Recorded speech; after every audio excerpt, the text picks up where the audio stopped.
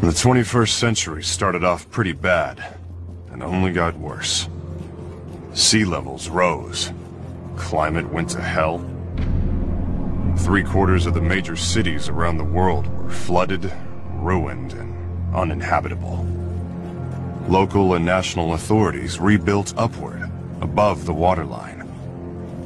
Whole new cities, using the old as foundations, and leaving the lower layers, the flood layers, to rot and decay. But a lot of people had already died as the world collapsed.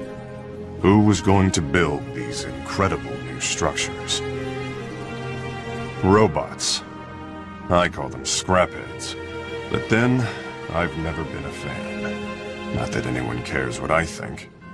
Fact is, we needed robot labor like never before. One company rose to dominate the market. Bergen Advanced Robotics Technology from the USA. Bergen has a 95% share of the global robotics industry. Of course, they didn't get there without ruffling a few feathers. Most famously, the Amada Corporation in Japan sued Bergen for stealing its technology.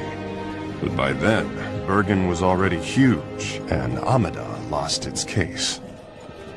That was the last obstacle between Bergen and world domination. And thanks to them, the USA is now the global superpower.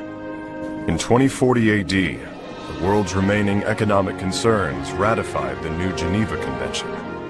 One of the most controversial parts of it was Clause 21, which banned research into robots that could pass for human, or hollow children, as the media called them. 40 years later, the Hollow Child attacked Bergen's headquarters in the USA. He didn't just fool the humans. He seemed to have no idea he was a robot himself. I'm Sergeant Dan Marshall. I work for the IRTA, the International Robotics Technology Association out of Geneva. The IRTA set up a global task force called Rust Crews to deal with breaches of the convention, especially Clause 21. We've got full support from the US military, which is where I used to work anyway.